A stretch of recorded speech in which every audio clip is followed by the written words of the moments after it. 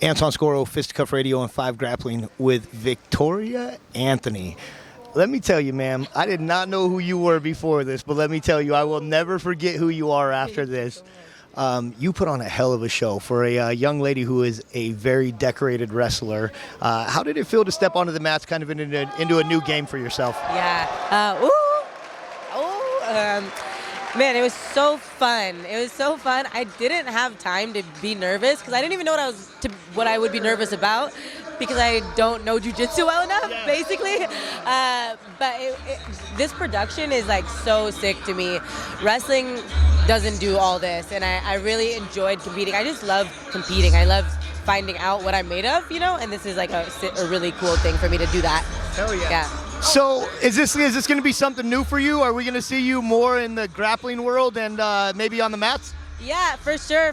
Honestly, my primary is MMA. So I just had my amateur MMA debut 5 days ago in Amsterdam. And like Kendall Rusing's one of my really good friends, so is Mason Fowler. And initially this had been a goal for me, but then that fight opportunity came up. So I pretty much put jiu-jitsu on the back burner. And they were like, we still think you'll do well if you want to do it. And I was like, let me just get through this fight, and then I'll think about it after. And I was healthy after the fight. I felt fine. I was like, I'll just drive over there and see. So yeah. But I intend to do more grappling for sure.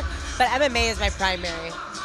Hey, MMA is my primary too. That's what we do. I mean, that's where Fisticuff came. So we'll definitely have to. Yeah. Okay. Nice. Cool. Yeah. So we'll have to get you on the podcast and talk a little bit about MMA. What brought you into the sport? Obviously, you're a very decorated wrestler, Pan Am champ, world champ, have represented the United States, I think, twice now. Hey, I do my research. Like I said, I saw you on the mat, and I was like, I need to know who this girl is, just like you guys need to know who this girl is. What brought you over, though? What made you say, I think I want to get punched in the face and compete at this level? Yeah, so I started it with judo when I was a little girl. When I was from 6 to 14, I did judo. And my initial intention was to go to the Olympics for judo just because I wanted to find out what I was made of, and that was the highest level of that. And I ended up getting injured in judo and joining my high school boys wrestling team. Then I wrestled the last 15 years. And basically, I always had it in the back of my head. Like, when I was a little girl, all I ever wanted was to be a ninja. And it's like I had a poster of ninjas above my bed, no princesses, nothing, just ninjas, like throwing stars, nunchuck. And over the past 15 years, becoming a female ninja has become a viable career path.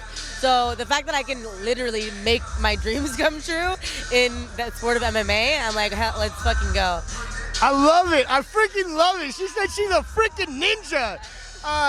So, Victoria, what's the future hold for you? What can we expect from you? Because the drive, the work, I mean, what I saw on the mats this weekend was amazing for a young lady I'd never heard of. And that's no disrespect meant, but I mean, you're a killer. Thank you so much. Yeah, thank you for saying that. For me, it's a long-term goal, but I want to be champion of the UFC, but I want the UFC to add 105 pounds. One of the things that happened in wrestling is they changed the lowest weight class in women's wrestling from 105 to 110, which is actually a big-ass jump as a percentage of my body weight. So fighting, the girls at 115 are huge. They're so much bigger than me. I'm 4'10". Yeah. So that's really what I want. I want a 105, and I want to be champion of the UFC. And along the route, I'd like to fight in one. Yeah. Your fight IQ is amazing because, for people that don't know, like 5 pounds might not seem a lot, but that's literally almost 20% of your body weight. Yeah, exactly. Yeah, it is a big problem. And you know what it did? It changed the entire, in my opinion, it changed the weight class as it was structured and what type of athletes you're seeing there. So a lot of girls came down from the weight class above because they can now make this lowest weight in women's wrestling. And it, like myself, was kind of pushing me out.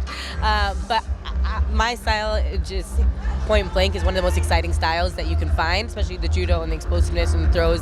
So I just really want small girls to have a place to go, small women to have a place to shine and just put all that out for people to see, because like clearly you enjoyed watching me perform, and I love performing. So yeah, I would love for ADCCs to add anything lower than 60. I weighed 51.5, so I was like, fuck, but it's all good. Hey, well, let me tell you, you move like a master on the mats. I think you have a very bright future in this sport as well as in MMA, and I cannot wait to continue to watch you. So, Hey, so Victoria, before I let you go, I've got a rule. I've got to give you the mic to let you give a shout out to anybody or plug anything you want. So even if you tell people where to follow you on Instagram, let's do this. Yeah, for sure. So you can follow me at Victoria Vortex on Instagram.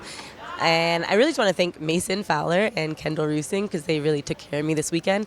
And they did such an amazing job of doing everything they could to help me out. And also Jess. Thanks, you guys.